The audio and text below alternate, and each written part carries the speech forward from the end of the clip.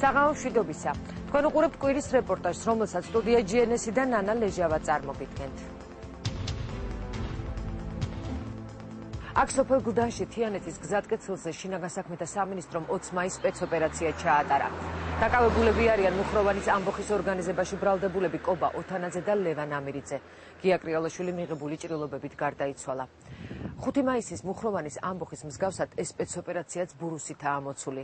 საზოგადოებას კიდევ უფრო მეტი კითხვა გაუჩნდა. პოლიციის მიერ მოკლული გია კრიალაშვილი დღეს დაკრძალეს. ოჯახმა დამოუკიდებელი ექსპერტიზის ჩატარება ვერ შეძლო, რადგან ექსპერტმა გაურკვეველი მიზეზებით ამის გაკეთებაზე უარი თქვა. ჩვენს რეპორტაჟში იმ შეუსაბამობებს ნახავთ, რომელიც თვითმხილველების მონაყოფსა და ოფიციალურ ვერსიას შორის არსებობს. დასკვნები თავად გააკეთეთ. 20 მაისი დაახლოებით 22 საათი და 30 წუთი. თიანეთის გზატკეცილი. შინაგან საქმეთა სამინისტრო ამ ადგილას გლდანთან კერძო დასახლებაში ძებნილების დაკავების ოპერაციას ატარებს.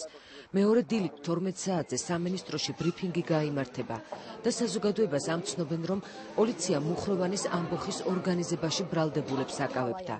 მათი მტკიცებით ძებნილებმა სამართალდამცველებს შეერაღებული წინააღმდეგობა გაუწიეს. ორმხრივი სროლისას ადგილზე დაიღუპა გია კრიალაშვილი.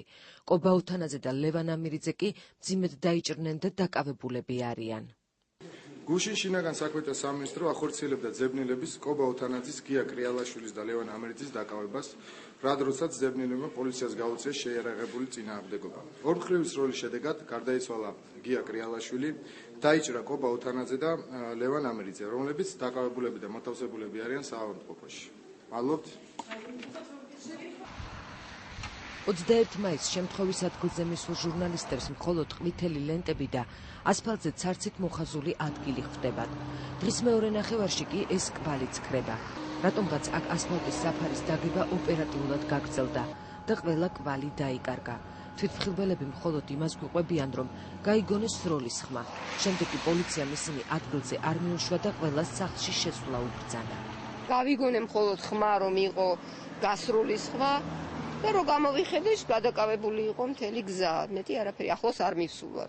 სროლის ხმაზე რომ გამოვედით, უკვე ეს მეზობლებით რომ გამოვიხედეთ, შედითო სახლებში ვითხრეს და იმ წუთში შევბრუნდით. რამდენი დაჭრილი ყავდათ აი და? მე უკვე გავიგეთ, რომ ორი დაჭრილი წაიყვანეს, მე სასწრაფო რომ მოვიდა იმის ხმა გავიგეთ, წაიყვანეს ორი დაჭრილიო. არ ვიცი, სად ისვდნენ, ვინ ისვდნენ, რა ისვდნენ, რომ გამოვიხედეთ. ჩვენ იმ წუთში მოგვაყოლეს და ჩქარად სახლში შედითო და ახლა შეგვეშინდა სრულად და დიდხანს იყო ეს სროლა. არა, ძალიან დიდხანს არ იყო. თუმცა გამოჩნდა ადამიანი, რომელმაც კარგად დაინახა, როგორ დაიწყო ეს ყველაფერი. დათო გიორგობიანი გვიყვება, რომ ქუჩაზე მიკროავტობუსი გაჩერდა. სროლის ხმა ავტომანქანაში გაისმა. ისროდნენ სავარაუდოდ მაყუჩიანი იარაღიდან. შემდეგ მიკროავტობუსიდან ორ ადამიანს აგდებენ. იქიდან გადმოსული 4 კაცი კი მათ ურტყამს. ფიგურირებს ქალიც, რომელიც მიკროავტობუსში წინ იჯდა. ის მანქანიდან გადმოხდა, გაიქცა და თან ტელეფონზე ვიღაცას დროულად მისვლას თხოვდა. 11-ის ნახევარზე იყო აქ რაღაც მარშრუტკა მოვიდა, იყო სროლები, იყო შიგნით. ვიღაც ტიპები გადმოიყვანეს მერე და სემდნენ რა. გადმოიყვანეს სროლები, ეტყობა, აუცი მაყუჩიანი იარაღით ისოდნენ, არ იყო დიდი ხმა არ ქონდა, მაგრამ სროლების ხმა იყო, გადმოიყვანეს სემეს. ვიღაც ქალბატონი გამურბოდა კიდე მარშრუტკიდან. აქ ვიყავით ბიჭები. ჩვენ, რა ვიცი, მე მისახმარებლად მივათ მეთქი, მივეხმარები და ამ ქალბატონ შევეკითხე და არ ჩაერიოთო, სოდი არის, სოდის თანამშრომლები არიანო და ჩვენ შევიკავით თავიდან, მე უკვე რაღაც ჩხუბი და რაღაცა ამბები ატყდა და მარშრუტკიდან ქალბატონი გადმოვიდა და რო დარეკა პოლიციაში, სოჩი დარეკა, არ ვიცი და მე მოვინე სოდის თანამშრომელი და მე ჩაიკეტა გზა უკვე. შიგნით იყვნენ, რა ვიცი, ესეჭმიტანილები იყვნენ თუ ვინები იყვნენ, ეგენის და სოდის თანამშრომლებიც იმ მარშრუტკაში იყვნენ, იმიტომ რომ მარშრუტკის კარები რო გაიღო, გადმოვიდნენ და ჩხუბი ატყდა. მარშრუტკიდან გადმოვიდა, არ ვიცი, ის თანამშრომლები იყვნენ თუ ვინები იყვნენ და დაახლოებით 3-4 ბიჭი, 3-4 პიროვნება იყო და ორი პიროვნება კეტავდა გზა. კი არ კეტავდა, სანამ პოლიცია მოვიდა და მაშვებოდნენ რა, სწრაფად ატარებდნენ მანქანებს რა. პიკაპებით რომ მოვიდნენ, ყველა ერთდროულად ჩამოხტა და ყველა იქ რომ მივიდა, მე აი დაბლა ქვევით ვიყავი გაჩერებული და უკვე ვეღარაფერს ვეღარ ვხედავდი, ყველა ერთად მივიდა იქა და იმათმა რა გააკეთეს, აღარ ვიცი. აქ აღარ იყო სროლები. აი ქუჩიდან რომ შემოვიდნენ, აი აქამდე ისროდნენ და მე ჩამოვიდნენ და მე ყველაფერი მე ყველა იქ მივიდა და ვეღარაფერი ვეღარ დავინახე მე რა. ზღოლი არ გადმოსულა სროლის დროს არაფერი შიგნით იჯდა და ეს დაახლოებით 9 თუ 40 წუთის მერე თვითონ წავიდნენ, მარშრუტად წავიდნენ. დათოსთან გასაუბრება ჩვენ მეორე დღესაც ვცადეთ, თუმცა მან სატელევიზიო კომენტარზე უკვე უარი თქვა. საუბარში კი დაგვიდასტურა, რომ შემთხვევის ადგილზე მან მხოლოდ 2 დაჭრილი დაინახა. ის თვითმხილველები კი, რომლებიც სახლებიდან მოგვიანებით გამოვიდნენ, ამბობენ, რომ ნახეს ცხედარიც, რომელიც ქუჩაზე შუაღამემდე ეგდო. 2 დაჭრილი წაიღო. 2 სასწრაფო დახმარება მოვიდა და 2 გავიდნენ ორივეში იყვნენ დაჭრილები. მესამე არ დაგინახა. მესამე არ დამინახა. რომ გამოვედით, რომ გამოვიხედეთ მიცვალებული დავინახეთ, მან გვამი. 3 საათის მერე წაიღეს ეგ გვამი. 3 საათამდე გვამი არ კი, იყო. ხამის, კი, რაღაცებს აკეთებდნენ, არ ვიცი ვინმე. თუ კრიალაშვილი, ოთანაძე და ამირიძე ამ ადგილას თუნდაც მიკროავტობუსში დაჭრეს, მეორე დილით ჟურნალისტებს აქ სისხლის კვალი უნდა დახვედროდათ, რადგან გია კრიალაშვილის ცხედარი შუაღამემდე პროზექტურაში არ გადაუსვენებიათ.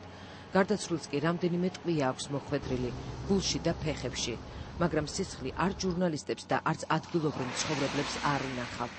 არ შავდა სისხლი, რა ვიცი. მოხაზული კი იყო, მაგრამ სისხლი არ შავდა. იყავი შემთხვევი? არ გავიარებ ამ დილას, კაცო, გავედიო ახლა არ იმეთქი და კიდევ ერთი დეტალი. 20 მაის სპეცოპერაციის დღეს კვირის რეპორტაჟი ჟურნალისტები აეროპორტის მიმართულებით მოძრაობდით. დაახლოებით საღამოს 8-დან 9 საათამდე ჩვენ ავლაბარში პროზექტურასთან პოლიციელთა კორდონი შემნიშნეთ. სამართალდამცველების მობილიზება აქ განსაკუთრებული იყო. ერთ-ერთი ადამიანი, რომელიც სასამართლო სამედიცინო ექსპერტიზის სამსახურში მუშაობს, პირად საუბარში გვიდასტურებს, რომ 8-დან 9 საათამდე აქ მართლაც გია კრიალაშვილის ცხედარი მიასვენეს. ამის შემდეგ ჩვენ პროზექტურაში სპეციალურ ჟურნალს ვამოწმებთ, სადაც ოფიციალურად აღნიშნულია, რომ კრიალაშვილის ცხედარი აქ ღამის 2 საათზე შეიყვანეს. როცა დავინტერესდით, რატომ იყო ასეთი მობილიზაცია სპეცოპერაციის ჩატარებამდე რამდენიმე საათით ადრე პროზექტურაში, საკმაოდ უცნაური პასუხი მივიღეთ. ჩვენ აქ ვიყავით და სადღაც 8-დან 9-მდე იყო ძალიან ბევრი პოლიციელი ოცში. აი ძალიან ბევრი პოლიციელი იყო, სადღაც 20 იმისთვის როჩი ბევრი მილიციელი იყო, კრიალაშვილი გია რომ მოკლეს, იმისთვის იყო მილიცია. 8-დან 9 საათამდე იყვნენ. საღამოთივე იყო, ეს მოიყვანეს თვითონ ღამის 2 საათზე, მაგრამ საღამოთი რო დაიწყეს სპეცოპერაცია, სროლები. უკვე მილიციამ დაგეტა მორგი. ნაწყვეტი შინაგან საქმეთა სამინისტროს განცხადებიდან, რომელიც მათ 21 მაისს გაავრცელეს. ბოლო რამდენიმე დღის განმავლობაში ძებნილები თავს აფარებდნენ ხვარიჭამიაში არსებული აგარაკების მიმდებარე ტერიტორიას. სოდისა და კონტრდაზვერვის დეპარტამენტის მიერ მოპოვებული ინფორმაციის საფუძველზე დადგინდა, რომ ჯგუფი აპირებდა მიკროავტობუსით დაეტოვებინა თბილისი და სოფელ წინაგარას გავლით გადასულიყო რუსეთის მიერ ოკუპირებულ ტერიტორიაზე. ასევე დადგენილი იქნა აღნიშნული გეგმის განხორციელების სქემა. სწორედ თბილისის დატოვების მცდელობის დროს შინაგან საქმეთა სამინისტროს მიერ ჩატარებული იქნა სპეცოპერაცია ძებნილთა დასაკავებლად, რა დროსაც მათ პოლიციას გაუწიეს შეიარაღებული წინააღმდეგობა. დაკავებულებს სხვადასხვა ნივთებთან ერთად თან აღმოაჩნდათ იარაღი, ფულადი თანხა $3,700 ოდენობით, 4 ცალი მობილური ტელეფონი და რამდენიმე ათეული მობილური ტელეფონის სიმბარათი. ეს სწორედ ის ადგილია, სადაც 20 მაისს დილიდან შინაგან საქმეთა სამინისტრო ოთანაძეს, ამირიძესა და კრიალაშვილს ეძებდა. სოფლების მამკოდასა და ვეჯინის მცხოვრებლები იხსენებენ, რომ სპეცრაზმელები აქ გამთენიისას გამოჩნდნენ, ეძებდნენ ძაღლებით და ვერტმფრენებით. მე აქ ვიყავი 7 საათზე. დილის 7 საათზე ამოვედი და კაკრას ისინი აქედან აი ამ მხრიდან მოვიდა ესე. წავიდა იქ გაჩერდა ცოტა ხანი, არ ვიცი, ჩამოსხა იქ ვინმე თუ არ ჩამოსხა, მე ისე წამოვიდა აქ და ის მეორეც მოვიდა და დასწრნენ ორთავენი ერთად. სოფელ ვეჯინში მათ ყველა სახლი გაჩხრიკეს. განსაკუთრებულად დაინტერესდნენ ამ სახლით, რომლის ეზოშიც წინა დღეს თეთრი მიკროავტობუსით 5 უცნობი მამაკაცი ამოვიდა და აქ ბუნებაში ქეიფობდა. თუმცა, როგორც ადგილობრივი მცხოვრები გვეუბნება, ამ 5 ადამიანს შორის მას ძებნილები არ შეუნიშნავს. სპეცრაზმმა აქაურობა დაახლოებით საღამოს 5 საათისთვის დატოვა. მანამდე კი ვეჯინში ვანო მერაბიშვილი, ბაჩუ ახალაია, გოგა გრიგალაშვილი და შინაგან საქმეთა სამინისტროს სხვა მაღალჩინოსნები მიზნები ავიდნენ. არავის არ დავინდობთ. ეგრე ამბობდნენ? არავის არ დავინდობთ. არ გინათ დიდი მაყუთიები არისო, რა ვიცი, 200,000 იმაზე ოთანაძეზე და თლიან დღეს მოდებულები იყვნენ. თლიან დღეს რასაც ხედავ, სულ თლიანად, სულ ტაჯიკითაც გადავიდნენ. ითვრინავით გადავიდნენ, სულ დაბა სიმაღლეზე ეძებდნენ. ყველა აქ იყო, ახალაია. ვის იცნობ, ვინც აქ იყო? ახალაია იყო ერთი. მეორე იყო გოგა მგონი გრიგალაშვილია. და ახალაია რომელი? გაცა თუ ბაჩი? ბაჩი. ბევრი იყო მანქანებიდან აღარ გადმოდიოდნენ, ბობულა ხალხი. ითქვა ერთმა მგონი მინისტრიც მოდისო და ახალაია რა სიძახ? ახალაია მანქანიდან არ გადმოსულა.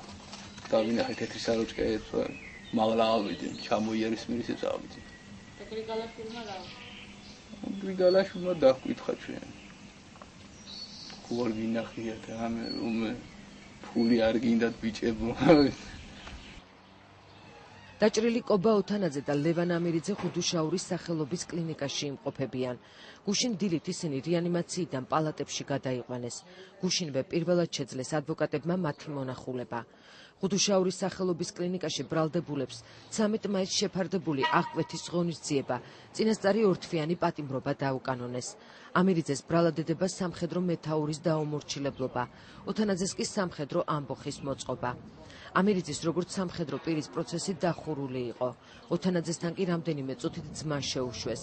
ჯიმი ოთანაძე ცოლთან, შვილთან და კიდევ 11 ნათესავთან ერთად, რომელთა შორის 8 თვის ბავშვიც იყო, 20 მაისს გამთენიისას სახლიდან აიყვანეს და მოდულში სპეცოპერაციის დასრულებამდე ყავდათ დაკავებული. ოთანაძის ნათესავები მოდულიდან მხოლოდ ოპერაციის დასრულების შემდეგ გამოუშვეს.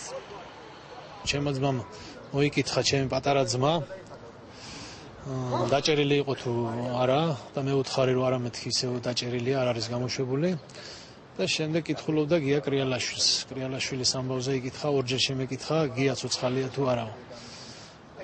ეტყობა რომ არ იცოდა და მე მას უთხარი რომ გია ცოცხალია მეთქი და კარგად არის, ოღონდ სხვა სავანტყოფოშია მეთქი, შენ დაწყნარდი, გამაგრდი მეთქი, გამოჯავთელდი. მდგომარეობა მისი ძიმია. საინტერესო ინფორმაცია გამოიტანა პროცესიდან კობა ოთანაძის ადვოკატმა. მიუხედავად იმისა, რომ პროცესს სოდის თანამშრომლებიც ესწრებოდნენ, გასაუბრება მაინც შედგა. კობა ოთანაძე ადასტურებს, რომ მიკროავტობუსში სროლა იქ მყოფმა ადამიანებმა დაიწყეს. ამბობს იმასაც, რომ ავტომობილში ის და ამირიძე იმყოფებოდნენ. მე საუბრა რომ იყო ამირიძესთან ერთად მარშრუტკაში იჯდა, თეთრ მარშრუტკაში ისმენ სოდის თანამშრომლები და შიგნით მარშრუტკაში მყოფმა პირებმა გაუხსნეს ცეცხლი. არავითარი გარედან სროლა მანქანის მიმართულებით არ ყოფილა. მხოლოდ ეს არის რაც მითხრა. კრიალაშვილი არა. კრიალაშვილი მოიკითხა, მან არ იცის რა მდგომარეობაში ახლა კრიალაშვილი და ჩვენ მოვერიდეთ მის თემაზე საუბარს. ის აცხადებს, რომ მიკროავტობუსში იყო ამირიძესთან ერთად და შიგნით ესროლეს. შიგნით მყოფმა პირებმა, შიგნით მყოფამ ორ პიროვნებას ესროლეს და შიგნით მადგარ და ისმენ სოდის თანამშრომლები, როგორც თვითონ ამბობს. თავს ეხლა უკეთესად გრძნობს და შუამდგომლობა დავაყენეთ, რომ აღკვეთ ღონისძიება პატიმრობა შეეცვალათ გირაოთი. რასაც მხარი დაუჭირა ამირიძე. მეტი საქმის არსის განხილვა არ ყოფილა. ლევან ამირიძის ოჯახის წევრები ამბობენ, რომ 5 მაისის შემდეგ რეინჯერების ბატალიონის მეთაური ოჯახს არ დაკავშირებია და არც არანაირი ინფორმაცია გაუგია მის შესახებ. ოჯახის წევრებს ეჭვიათ, რომ დაპატიმრება შესაძლოა ამბოხის დღესვე მოხდა. ბოლოს ნახე ორშაბათ საღამოთი ჩვეულებრივ სამსახურიდან ამოვიდა სახლში და მე საღამოთი წავიდა, იმიტომ რომ ორშაბათს ყოველთვის სამსახურში რჩებოდა ხოლმე. მართლა არაფერი არ ვიცით, უბრალოდ საჭო ის არის, რომ როგორ გაიქცა იქიდან. თუ ნამდვილად იქ იყო, როგორ მოახერხა მე იქიდან წასვლა. და მართლა იმ პიროვნებებთან ერთად იყო წასული.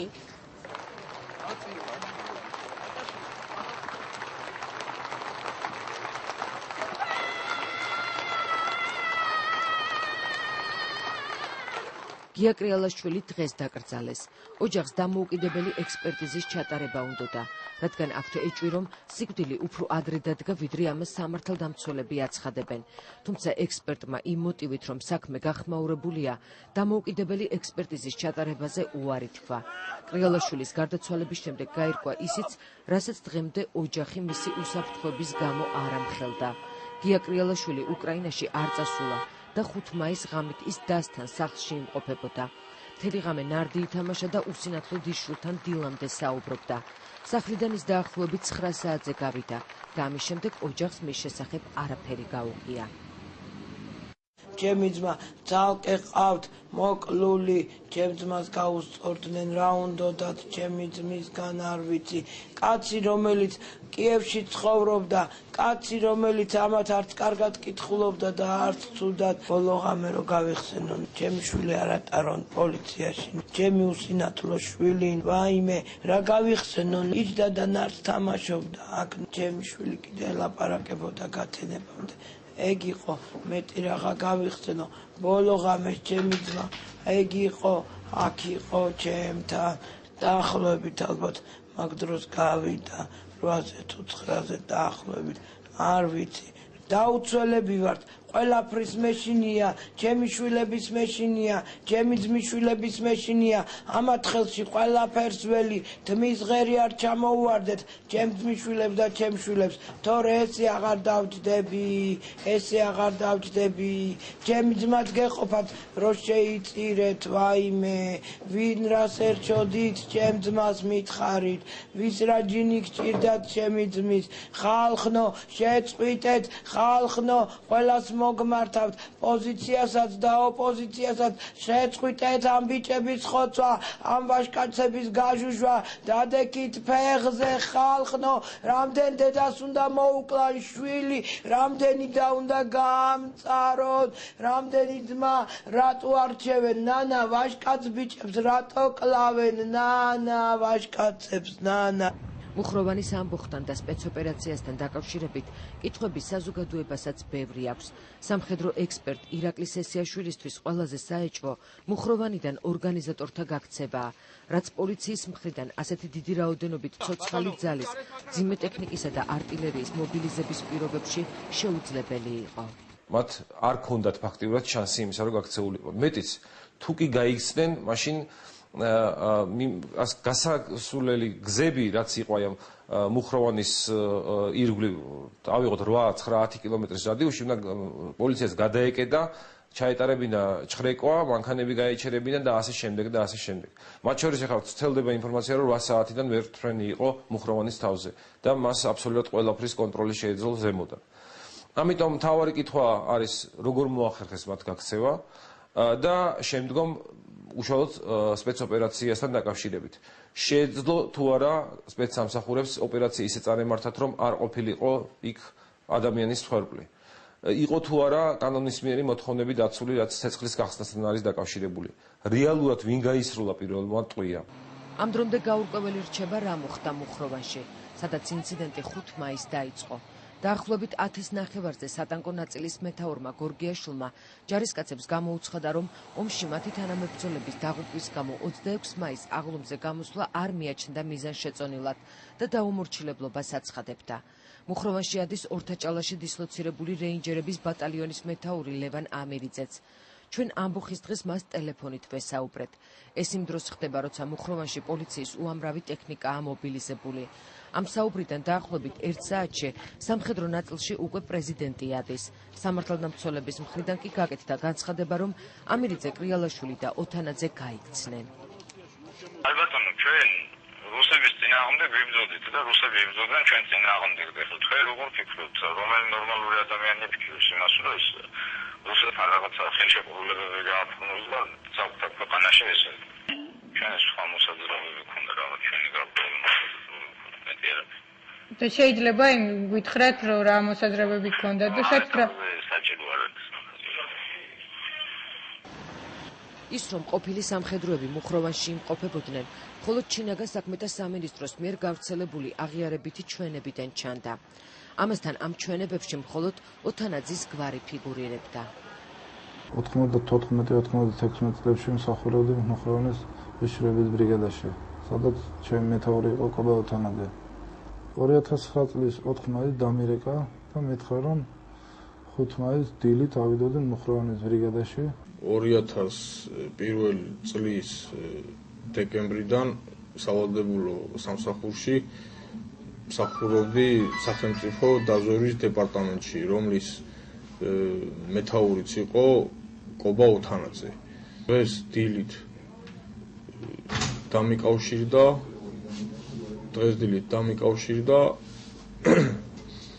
და მითხრა რომ საქმეზე უნდა წავსულიყავით. ოთანაძის და ამირიძის ოჯახის წევრები შიშობენ, რომ პოლიცია დაჭრილებზე ზეწოლას მოახდენს და მათგან სასურველ ჩვენებებს მიიღებს. რა მოხდა მუხროვანში ამ კითხვაზე პასუხის გაცემა ახლა მხოლოდ ამ ადამიანებს შეუძლიათ.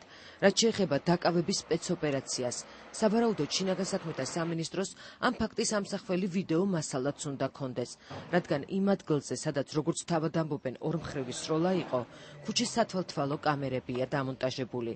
ყველაზე კარგად ეს სპეცოპერაცია ამ კამერების მიერ გადაღებულ კადრებში გამოჩნდება. მისი გამოქვეყნების სურვილი კი პოლიციას ჯერჯერობით არ გასჩენია.